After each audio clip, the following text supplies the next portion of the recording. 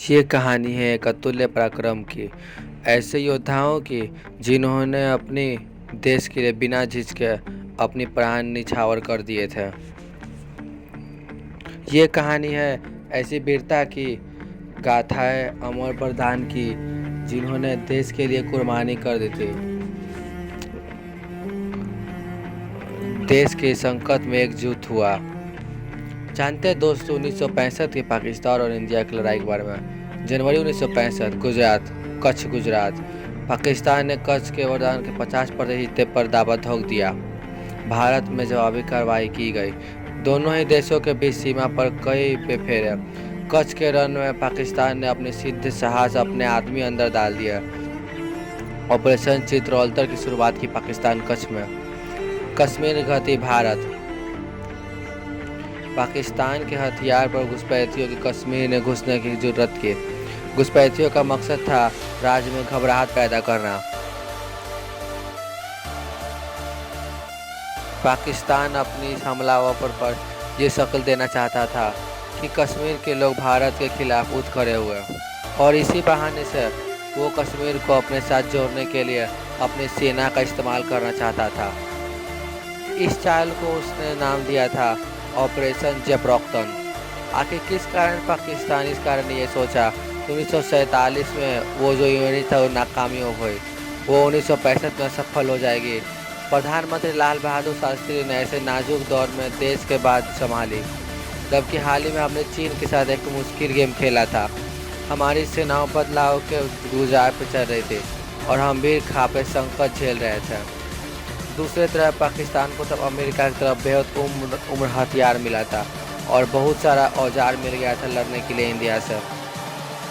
और ये पाकिस्तान भूल गया कि ये इंडिया है।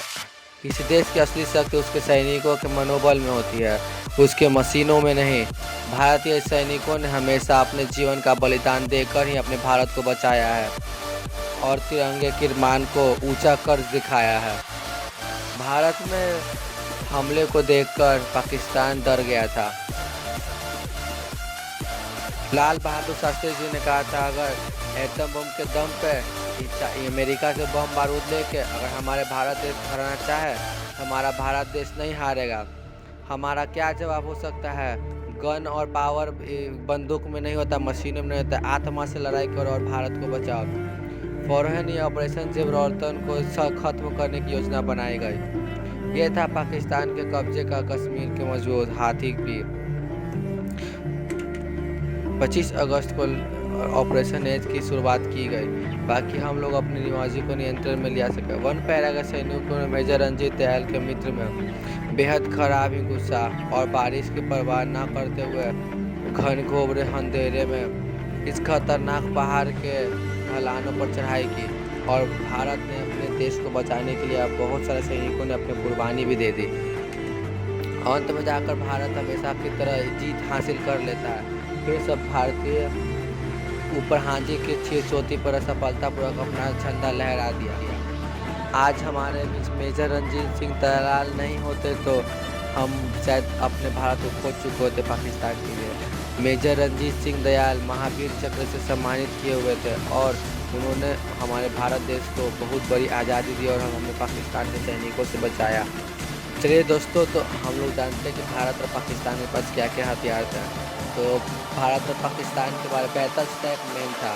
पाकिस्तान के पास 756 और भारत के पास 608 टैंक थे। और पाकिस्तान के पास इन 700 टैंक में से 352 टैंक उस समय के बहुत आधुनिक टैंक थे, जिनमें M47 और M48 जैसे टैंक भी शामिल थे। लेकिन भारत के पास इनके मुकाबले के पास 182 टैंक थे। इसके अलावा भारत के पास कुछ भी टैंक नहीं थे। तो सब पुराने भारत के पास टैंक है, जिनमें सरवन टैंक मेन्स है।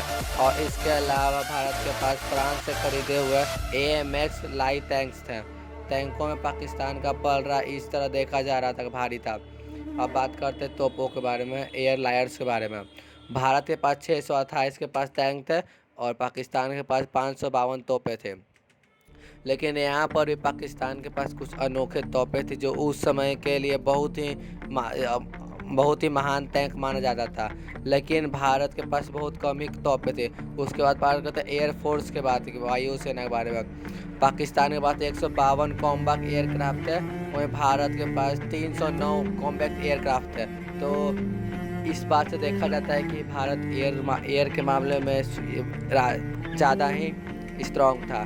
तो उस एडवांस कॉम्बैट एरोप्लेन थे पाकिस्तान के पास, लेकिन भारत के पास उतना एडवांस नहीं था। तब पर भी हम लोग भारतीय ने हमारे पाकिस्तान को हराकर अपने भारत को आज़ाद किया गया। तो आपको यह लग रहा होगा कि भारत को इस क्षेत्र में भारी है, लेकिन ये मत भूलिए कि भारत को अभी भी चीन और भारत को युद्ध के बारे में विचार रखना था।